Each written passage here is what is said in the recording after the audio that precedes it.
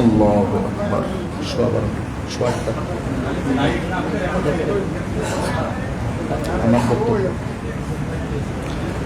সবাই একটু ইস্তেগফার করি।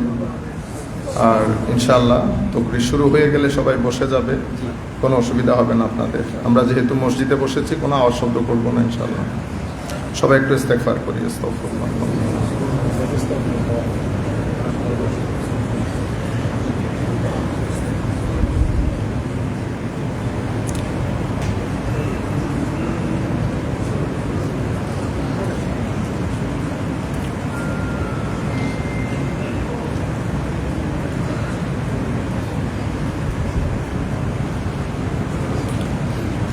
أعوذ بالله من الشيطان الرجيم.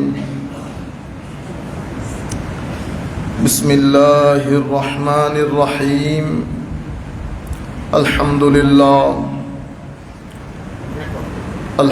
لله رب العالمين، والعاقبة للمتقين، والصلاة والسلام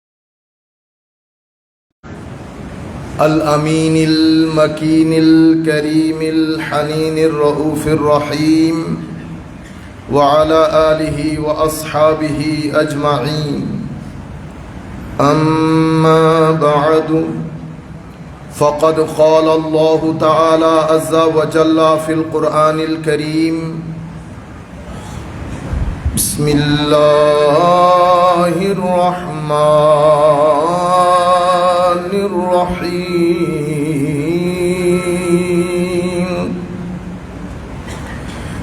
إن الله وملائكته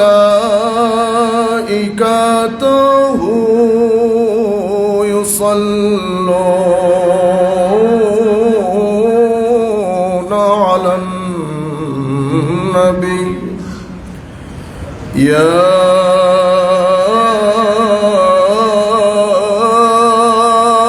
أيها الذين آمنوا صلوا عليه وسلموا تسليما. صلاة يا رسول الله عليكم، سلام يا حبيب الله عليكم، صلاة يا رسول الله عليكم، سلام يا حبيب الله عليكم. زیر رحمت کو نظر بر حال زارم یا رسول اللہ.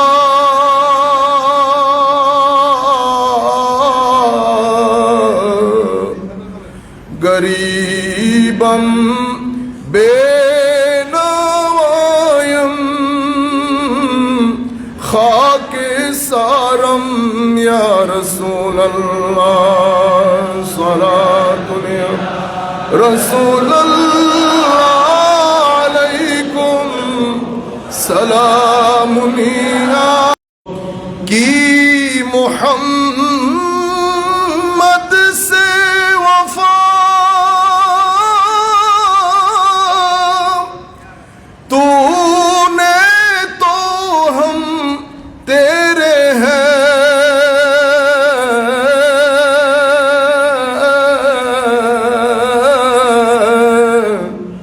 یہ جہاں چیز ہے کیا، لوح و قلم تیرے ہیں. صلاۃ رسول اللہ علیہ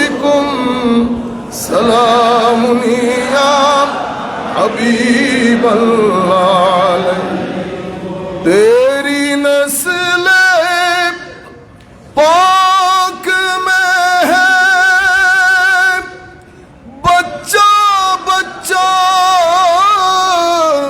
नूर का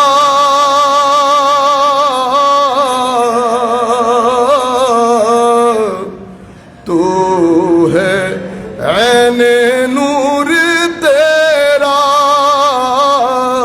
सब घराना नूर का सलातुन या रसूल अल्लाह अलैकुम सलामुन या हबीब अल्लाह अलैकुम बिस्मिल्लाहिर रहमानिर रहीम वला तकूनू कल्लदीना तफर्रकू वख्तलफू मिन बअदि मा जाअहुमुल बय्यिनात वउलाइका लहुम अज़ाबुन अज़ीम वअयदन क़ाल अल्लाहु सुब्हानहु व तआला वअतीअू अल्लाह व रसूलहु वला तनाज़अू फतफ़शलू व तज़हबा रिहुकुम वस्बिरू इन्नल्लाह मअस्साबिरीन सदक़ल्लाहु मौलानल अज़ीम व सदक़ रसूलुहुन नबियुल हबीबुल करीम व नहनु अला ज़ालिका लमिनश शाहिदीन वश्शाकिरीन रब्बि सल्लि व सल्लिम व बारिक अलैहि। उपस्थित ঢাকার ঐতিহ্যবাহী মসজিদে গৌসুল আজম সম্মানিত মুসল্লিয়ানে কেরাম, অনুষ্ঠিতব্য আজকের এই জুমার সম্মানিত মুসল্লিয়ানে কেরাম, দূর দূরান্ত থেকে অনেক মানুষ এসেছেন। আমরা সকলের প্রতি বিনয়ের সাথে সম্মান প্রদর্শন করছি। বিশেষ করে অনলাইন আমি সকলের প্রতি আন্তরিক মোবারকবাদ, ধন্যবাদ এবং সশ্রদ্ধ সালাম জ্ঞাপন করছি। আসসালামু আলাইকুম ওয়া রাহমাতুল্লাহি তাআলা ওয়া বারাকাতুহু। আমি সর্বপ্রথম মাওলাই করিমের দরবারে লাখো কোটি সুজুদের মাধ্যমে আল্লাহর শুকরিয়া আদায় করছি যে মহান রব্বুল আলামিন তার অপার কৃপায় মহিমায় নিজ দয়ায় নিজ মেহেরবানিতে আমাদের মতো অত্যন্ত অযোগ্য নালায়েক একেবারে অযোগ্য ব্যক্তি যে মিম্বরে আমরা দাঁড়িয়েছি, এই মিম্বরে হুজুর আল্লামা আব্দুল জলিল রহমতুল্লাহি আলাইহি দাঁড়াতেন। আল্লাহর দরবারে শুকরিয়ার কোনো শেষ নাই। আল্লাহ আমাদেরকে এই জায়গায় দাঁড়িয়ে, হুজুরের জায়গায় দাঁড়িয়ে কথা বলার তৌফিক দিয়েছেন। আমরা সম্মানিত কমিটির প্রতি আমাদের আন্তরিক শ্রদ্ধা জ্ঞাপন করছি। ওনারা আমাদেরকে এই সুযোগ না দিলে হয়তো আমরা হুজুরের এই জায়গায় দাঁড়িয়ে কথা বলতে পারতাম না। আল্লামা আব্দুল জলিল রহমতুল্লাহ আলাই নিজ গুণে, আমরা ইংরেজিতে একটা কথা বলি, he is one and only, অনন্য এক ব্যক্তিত্বের অধিকারী, অসম্ভব বড় মাপের আলেম এবং জাহেরি বাতেনি শরীয়ত তরিকত মারেফতের উপর অগাধ জ্ঞান শেখ আব্দুল জলিল রহমতুল্লাহি আলাইহি। আমি সেই প্রভুর দরবারে শুকরিয়া আদায় করছি যে হুজুরের জায়গায় আমাকে দাঁড়ানোর আল্লাহ তৌফিক দান করেছেন। সাথে সাথে রসুল করিম রউফুর রহিম সাল্লাল্লাহু আলাইহি ওয়াসাল্লামের আজিম দরবারে সম্মানিত মুসল্লিয়ানে কেরাম নিয়ে লাখো কোটি দরুদ আর সালাম প্রেরণ করছি যে মহান রসুল সাল্লাল্লাহু আলাইহি ওয়াসাল্লাম আমাদেরকে মানুষ হিসেবে জীবনযাপনের তরিকা শিখিয়েছেন এবং এটা আল্লাহ পাকের মেহেরবানি আমাদের উপর। আল্লাহ রাব্বুল আলামিন হুজুরের ওসিলায় আমাদের সিনার ভিতরে আল্লাহ রসুলের ইশক মোহাব্বতের ফুয়ুজাত দান করেছেন। আমি আজকে বিনয়ের সাথে স্মরণ করছি হুজুরের বাতিঘর, শেখ আব্দুল জলিল রহমতুল্লাহি আলাইহির বাতিঘর হজরতে সৈয়দ আহমদ শাহ শ্রীকোটি রাদিয়াল্লাহু আন এবং হজরতে সৈয়দ মোহাম্মদ তৈয়ব শাহ কিবলা কাবা রহমতুল্লাহি আলাইহি, এই দুইজনকে আল্লাহর দরবারে দোয়া করি হুজুরের ওসিলায় আল্লাহ যেন এই দুইজন। আমি আরো ধন্যবাদ জানাচ্ছি আমাদের যুব সেনার ভাইদেরকে, যারা অক্লান্ত পরিশ্রম করে দীর্ঘ 2 বছরের দীর্ঘ যাত্রায়, লং জার্নি অফ 2 years, ওনারা স্মৃতিতে ও শ্রুতিতে আল্লামা হাফেজ এম এ জলিল রহমতুল্লাহ আলাই এই কিতাবটি ওনারা শেষ পর্যন্ত পাবলিশ করতে সমর্থ হয়েছেন। আমরা তো চাইবো আপনারা যতজন মুসল্লি আজকে আসবেন, কেউ যেন এই কিতাব না নিয়ে ফেরত না যায়। ওলিদের জীবনী পড়ার মধ্যে ফুয়ুজ ও বারাকাত নিহিত। সেই কারণে আল্লাহর ওলিদের কথা আল্লাহ কোরআনে পাকে বর্ণনা করেছেন, আমার নবী হাদিসে পাকের মধ্যে বর্ণনা করেছেন। আমরা খুব ছোটখাটো মানুষ, আমরা এখানে ইচ্ছে করলে পাগড়ি পরে আসতে পারতাম। পাগড়ি অনেক বড় জিনিস, এটার জন্য আল্লাহ রসুলের সাথে সম্পর্কিত মহান ব্যক্তি হইতে হয়। প্রত্যেকের যার যার একটা অবস্থান থাকে, এটা হচ্ছে আমাদের ওয়ে অফ আন্ডারস্ট্যান্ডিং। আমাদের ভয় করে, দোয়া করেন আল্লাহ যেদিন সক্ষমতা দান করবেন জাহেরে বাতেনে, সেদিন থেকে পড়বো ইনশাআল্লাহ। বাকি এই বিষয়ে আমরা রসুলে পাকের দরবারে আরজ করবো ইনশাআল্লাহ। সম্মানিত উপস্থিতি, যে বিষয়টি নিয়ে আলাপ করার চিন্তা করেছি, এই মুহূর্তে যে বিষয়টি তরুণ প্রজন্মের জানা খুব প্রয়োজন। লাখো মানুষ আমাদেরকে দেখছেন, পরবর্তীতে দেখবেন। পৃথিবী ধর্ম থেকে ধর্মহীনতার দুনিয়াতে প্রবেশ করে ফেলেছে। Godless world. পৃথিবী চাই, বড় শক্তিগুলা চাই আপনার আমার তরুণ প্রজন্মকে গডলেস ওয়ার্ল্ড প্রদান করার জন্য। সেই কারণে অনেক ঐতিহাসিক দার্শনিকরা বলেছেন, পূর্বের যুগটা ছিল এইজ অফ ফেইথ, আর এই যুগ হচ্ছে এইজ অফ এইথিজম। পৃথিবী খুব দ্রুত গতিতে শিফট করে ফেলেছে। এটা একটা ড্রাস্টিক চেঞ্জ হয়েছে, আমূল পরিবর্তন হয়েছে, এবং আগামী 10 বছরের মধ্যে পৃথিবী যে কোথায় চলে যাবে সেটা হয়তো আমরা কল্পনাতেও আনতে পারবো না। পৃথিবীতে যেই পরিবর্তন আপনারা দেখছেন, সেই পরিবর্তনের সূত্রপাত হয়েছে 2007 থেকে। 2009 থেকে পূর্ণ যাত্রা 2026-এর মধ্যে এসে পৃথিবী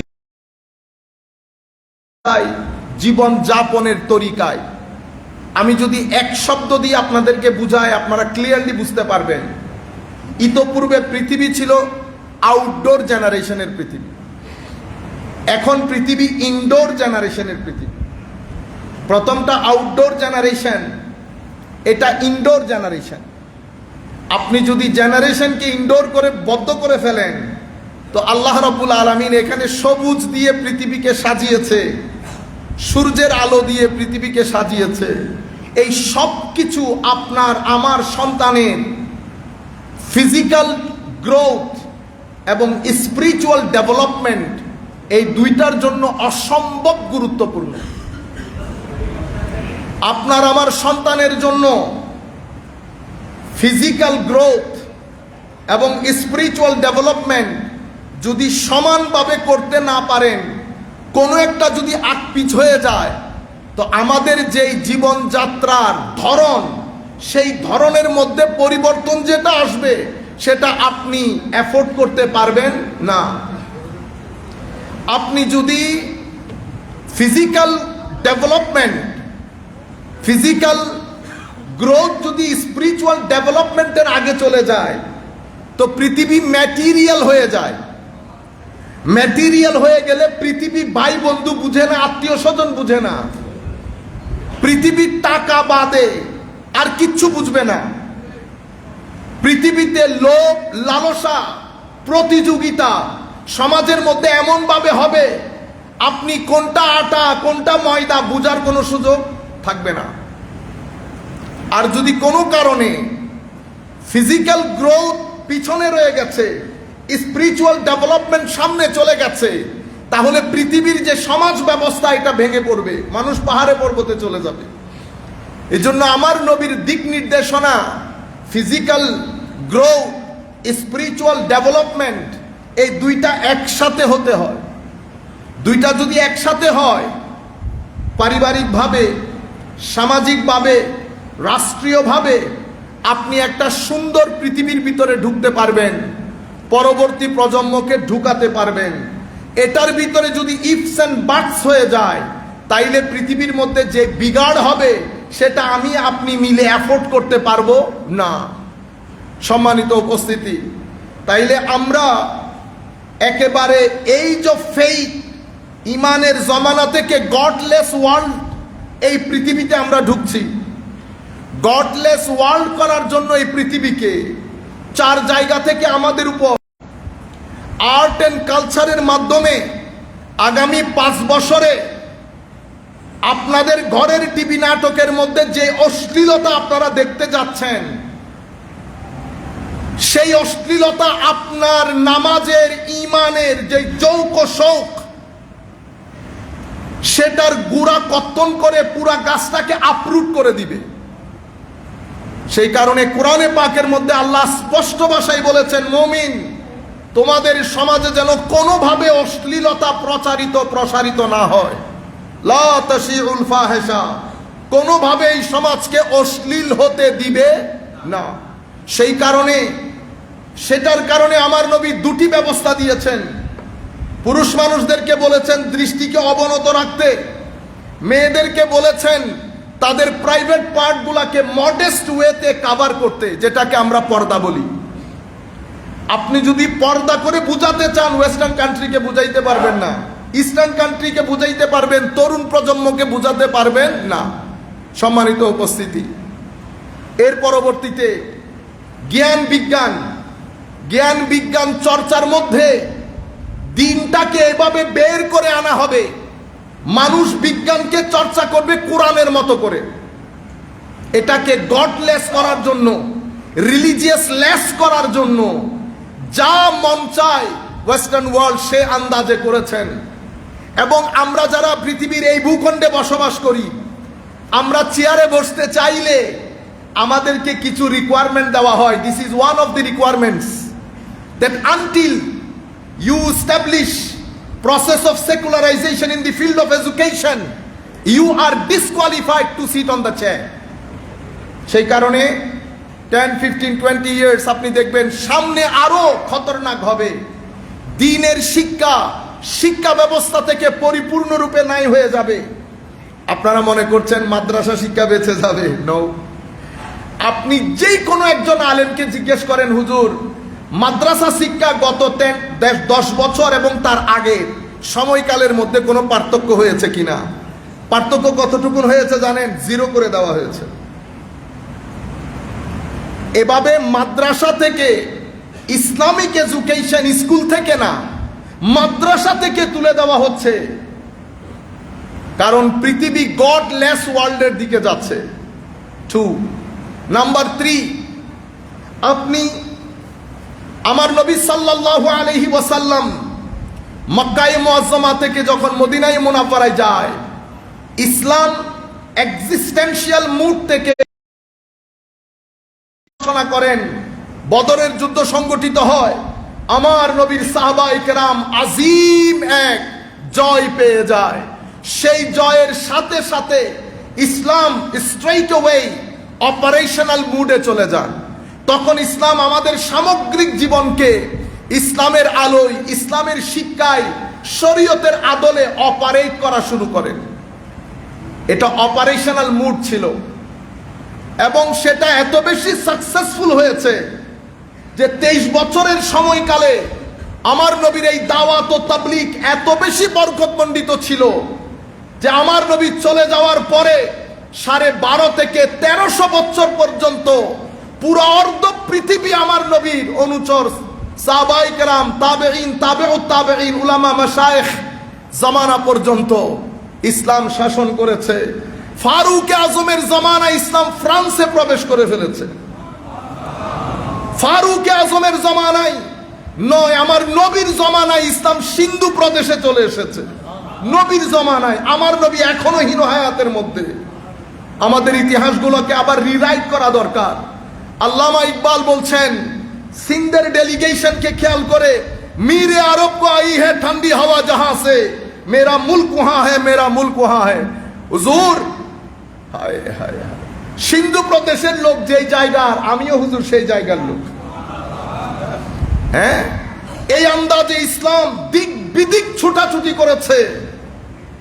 আপনাদের, আমার সন্তানদের, আমাদের ভাইদের জানা উচিত কি এমন ফোর্স আমার নবীর তাবলীগের মধ্যে ছিল, যেটা দেশ থেকে দেশান্তর মহাদেশ পর্যন্ত ঢুকিয়ে পৃথিবীর বুকে কাঁপন ধরিয়ে দিয়েছে সমস্ত জালেমদের অন্তরে, সভ্যতার আলো জ্বালিয়েছে। ইসলামে মানুষ দলে দলে আমার নবীর দ্বীনের সুশীতল ছায়াতলে আশ্রয় নিয়েছে।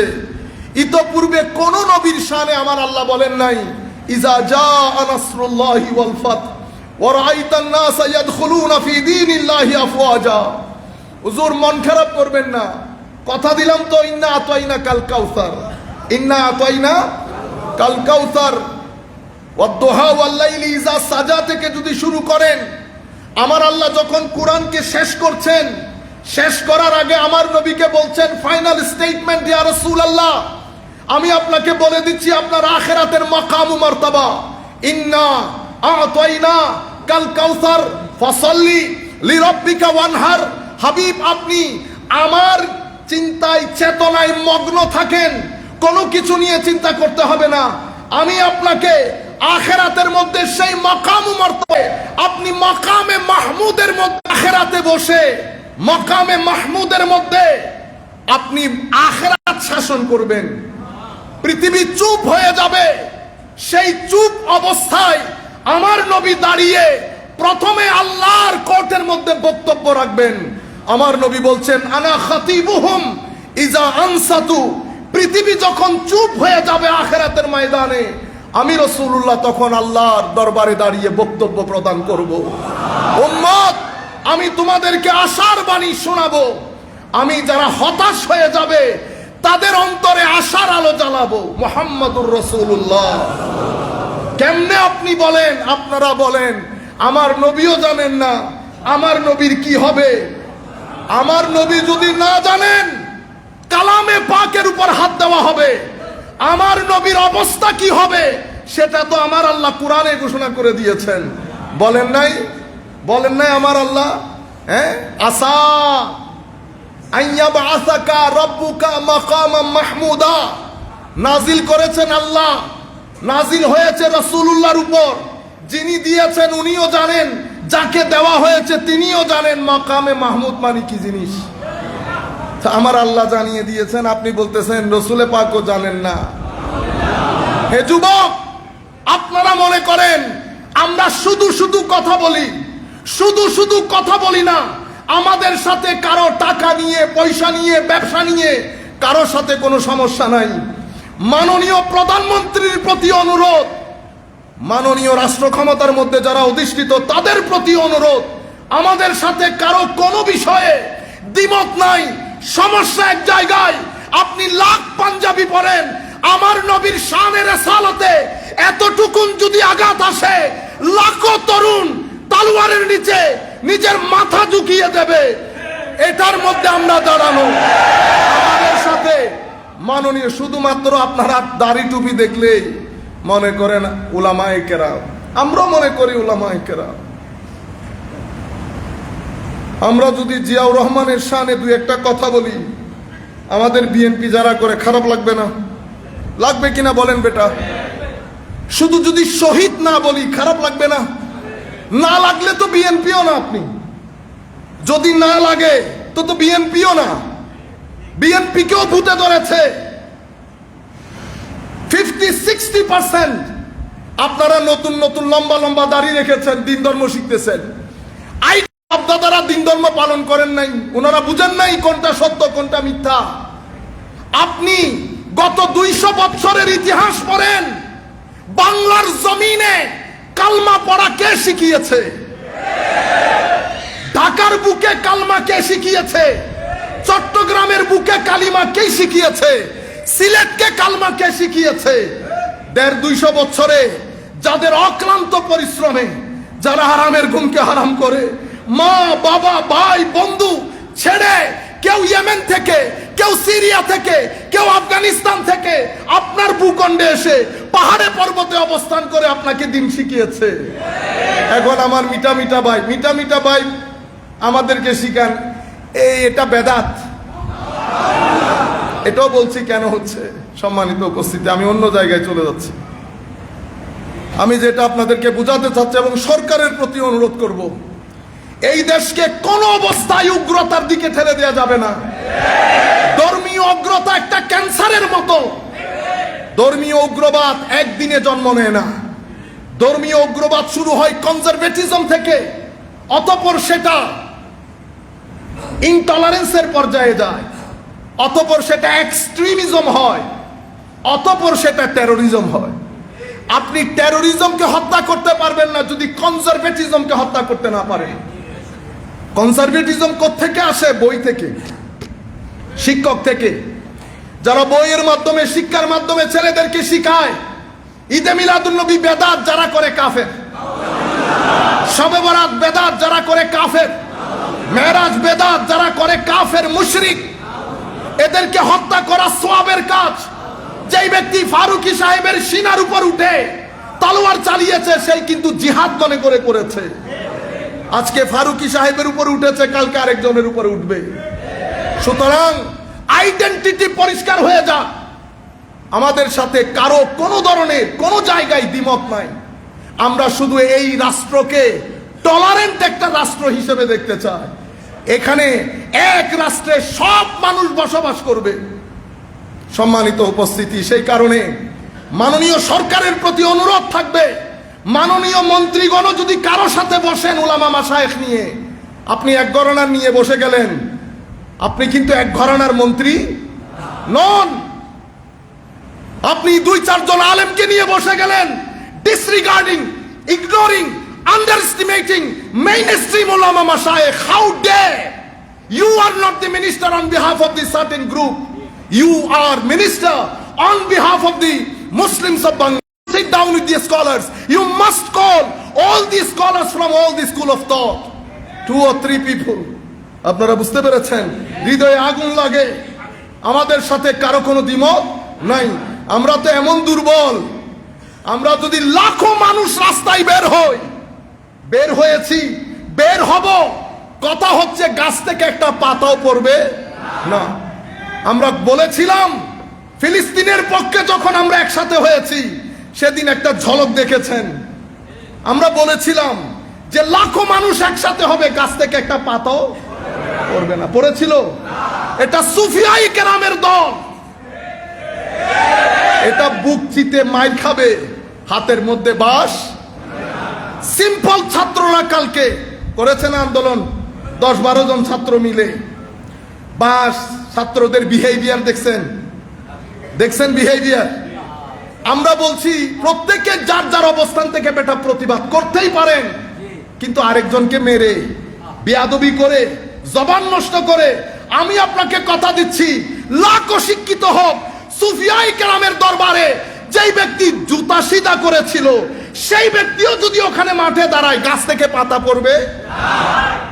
সম্মানিত উপস্থিতি, বলতে যেটা চাচ্ছিলাম, আমার নবী যেই দিন প্রতিষ্ঠা করেছে শরীয়ত, পুরা পৃথিবীর মধ্যে প্রপাগান্ডা করে শরীয়তকে একটা কালার্ড ওয়ার্ড হিসেবে দাঁড় করানো হয়েছে।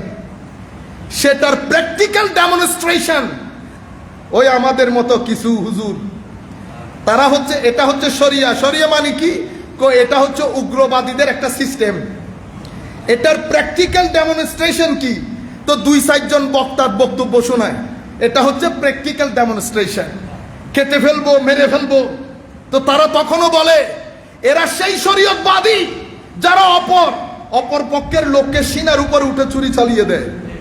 তাইলে একটা আপনারা বুঝতেছেন প্র্যাকটিক্যাল ডেমনস্ট্রেশন কি জিনিস? তাহলে একটা হচ্ছে প্র্যাকটিক্যাল ডেমনস্ট্রেশন, একটা হচ্ছে তাদের প্রপাগান্ডা। তো প্রপাগান্ডাকে ছেলেদের অন্তরে ঢুকিয়ে ব্রেইন ওয়াশ করার জন্য প্র্যাকটিক্যাল ডেমনস্ট্রেশন লাগবে না?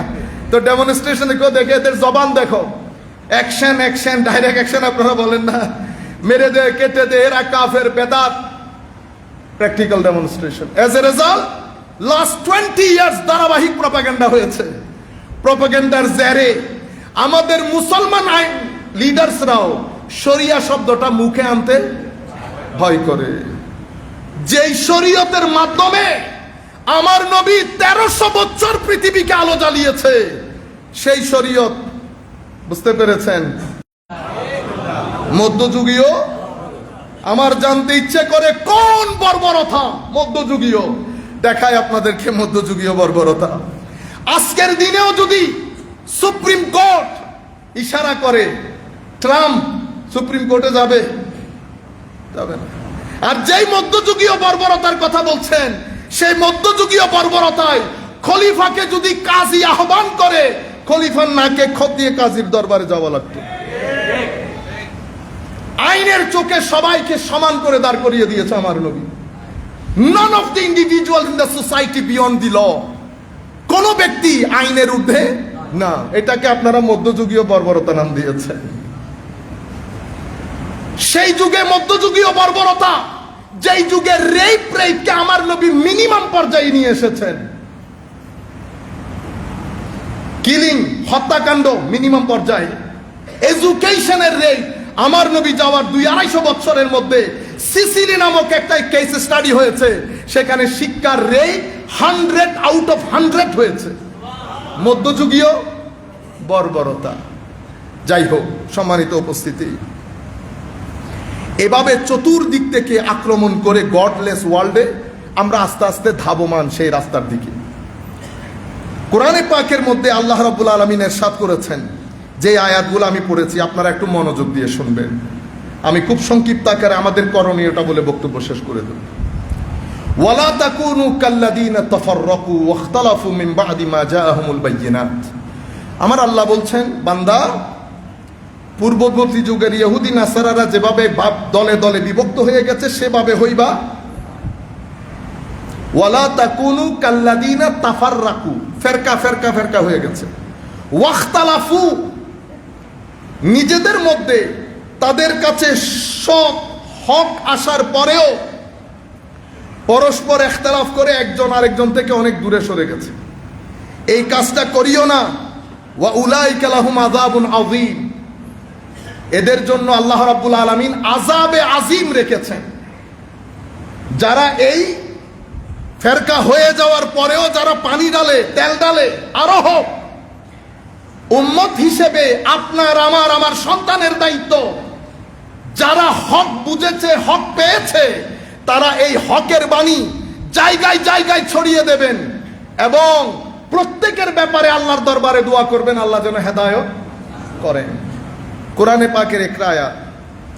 আরেকটা আয়াতের মধ্যে আমার আল্লাহ বলছেন, ওয়া আতিউল্লাহ ওয়া রাসূলা, তোমরা আল্লাহ এবং রসুলের আনুগত্য করো, ফাসাদ করিও না। ফাতাফশালু ওয়া তাযহাবা রিহুকুম, যদি নিজেরা ফিতনা ফাসাদ করো, ফাতাফশালু, তাইলে তোমরা কি হবে? গ্রুপ গ্রুপ গ্রুপ গ্রুপ হয়ে যাবে। ওয়া তাযহাবা রিহুকুম, তোমাদের যে রব, মানুষ যে তোমাদেরকে ভয় করে, তোমাদের ভিতরকার যেই তেজস্বিতা সেটা খতম হয়ে যাবে। সবাই মিলে একসাথে থাকলে, চাচতো ভাই, জ্যাঠাতো ভাই, খালাতো ভাই, কেউ নজর দিয়ে তাকায় না।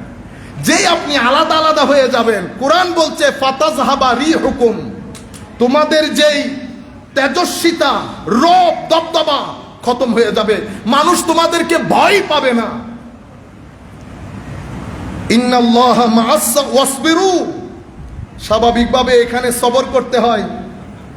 এগুলা এই জায়গায় আসলে অসম্ভব ধৈর্য ধারণ করতে হয়। ইন্নাল্লাহা মা'আস সাবিরিন, মনে রাখো আমার আল্লাহ ধৈর্যশীলদের সাথে থাকেন। ধৈর্য ধরেন, ধৈর্যশীলদের সাথে আল্লাহ থাকেন।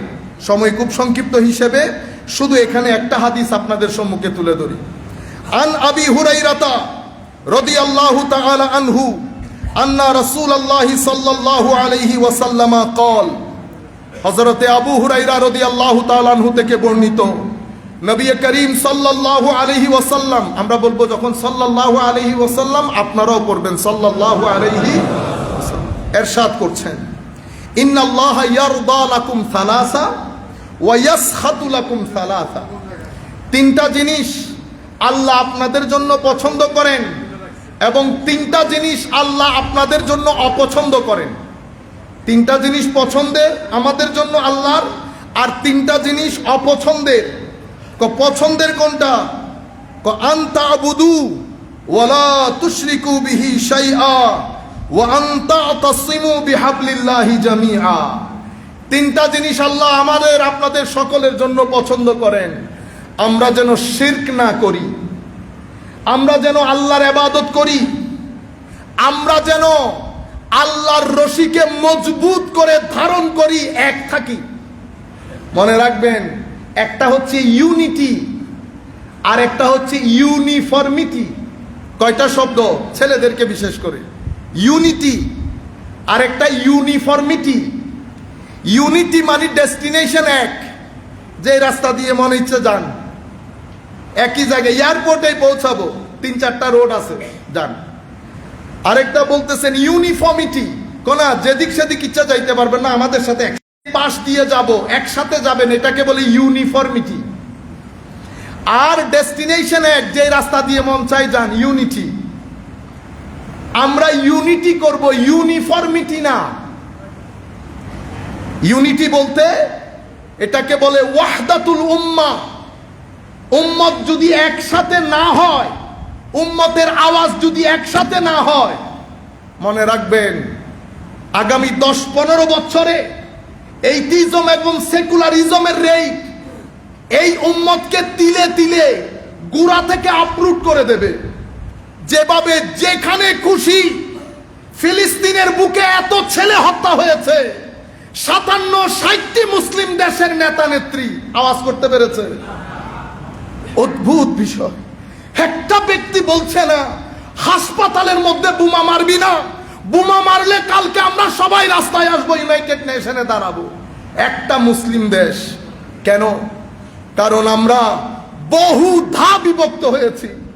আপনারা জানেন, আমরা আব্বাসী আমলে যখন পতন হয়েছে, হালাকু খানের আক্রমণ যখন হয়েছে, 50 বছর প্রায় পৃথিবীতে মুসলমানদের খেলাফত ছিল না, আবার এসেছে অটোমান এম্পায়ারের মাধ্যমে। মূল সমস্যা কি ছিল? ওই আমাদের একই সমস্যা। আমি পীর, আমার সন্তান 4 জন, খেলাফত কে দিবে? খেলাফত তো দুধ বিক্রেতার মতো, ধরেন 1 কাপ দুধ আপনি নেন, 1 কাপ দুধে, বুঝছেন? ম্যাথমেটিক্সের টিচার আবার সন্তানকে ম্যাথের টিচারের সন্তান ম্যাথের টিচার হইতে পারে না, কিন্তু এখানে হইতে পারে।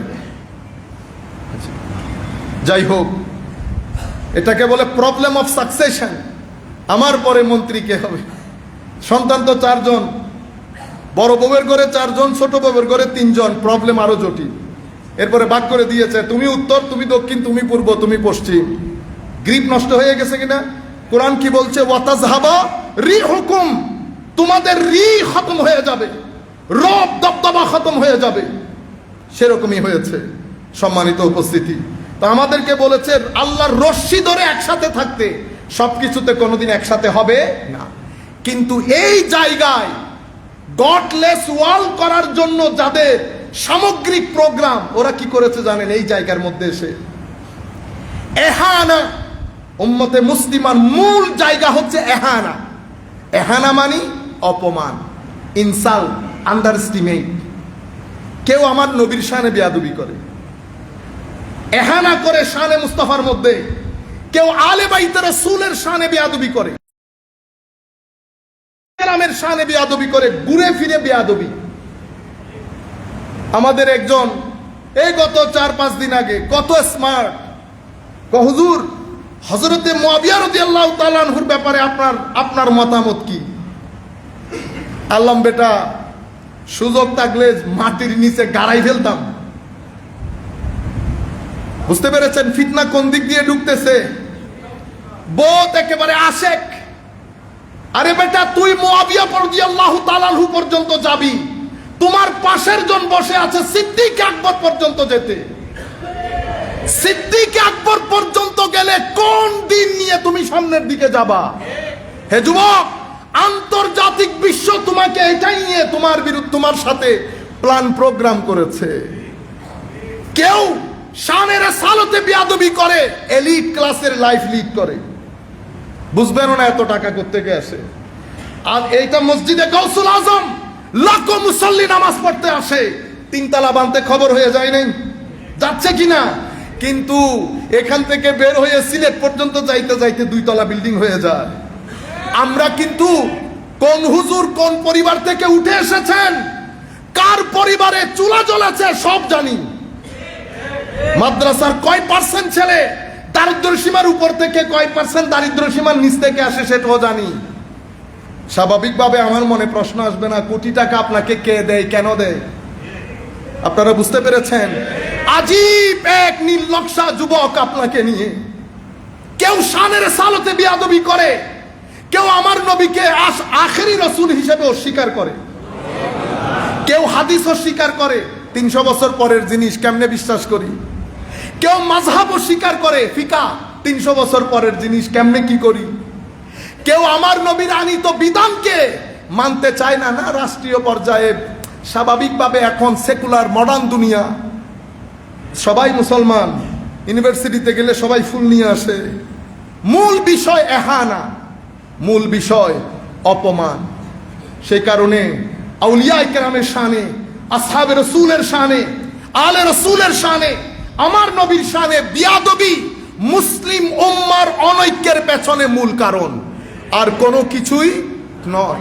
বাকিগুলো চলতে চলতে সমাধান হয়ে যায়। সম্মানিত উপস্থিতি, আমার নবী সাল্লাল্লাহু আলাইহি, আমরা কি শেষ করব? আপনারা মুভমেন্ট করলে আমার মাথাটা নষ্ট হয়ে যায়, আমার ব্রেইন কাজ করতেছে, আর শব্দ করবেন না আপনারা, আমরা শেষ করে দেবো 2 মিনিটে। সম্মানিত উপস্থিতি, আমরা যখন অতিরিক্ত ইখতিলাফ করি একজন আর একজনের সাথে, অত্র মসজিদে চাচা, ওনার একটা পোস্ট, ওনার ছবি দিয়ে আপনি গালি একটা দিয়ে দিলেন, উনি তো আপনাকে আর মারতে যাবে না, পারবে?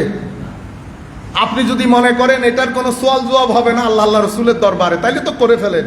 কাফের ও মুশরিক যা মন চাই করতে পারে, কিন্তু মুসলমান হলে বেটা প্রত্যেক কথার জন্য আল্লাহর দরবারে জবাবদিহিতা আছে।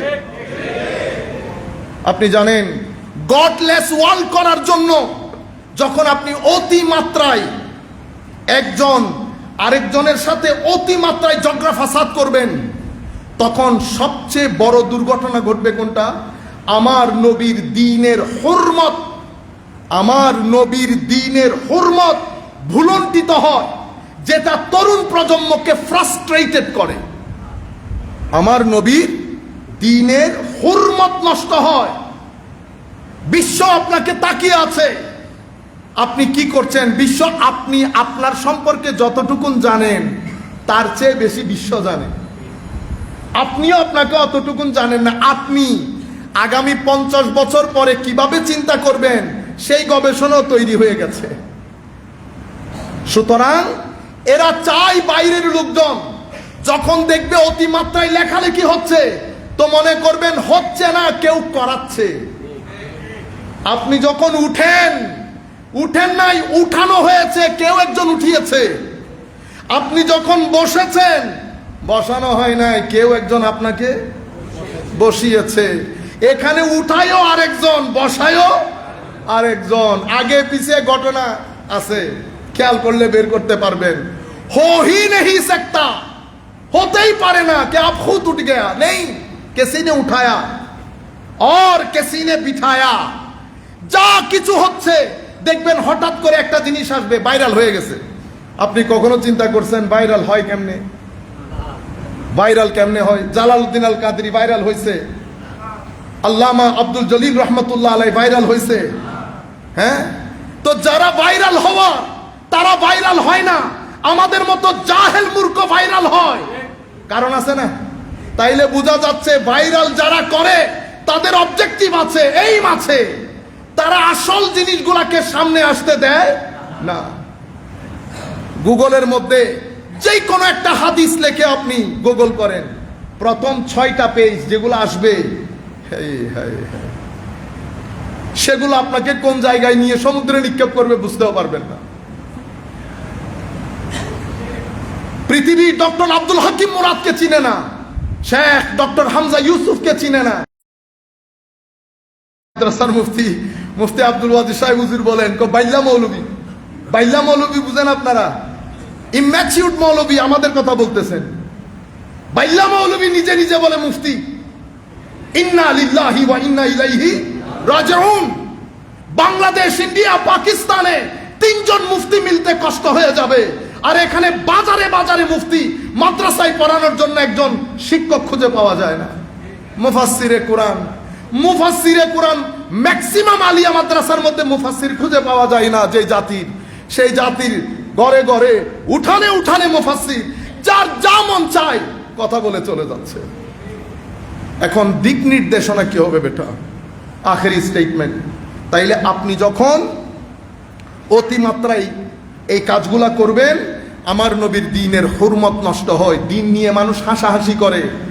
মানুষ যখন বলবে না মৌলবীদের কাজ দেখো, মৌলবীদের কাজ দেখো বলতে বিতর্কতভাবে আমার নবীর শরীয়তের প্রতি অ্যাটাক হয়।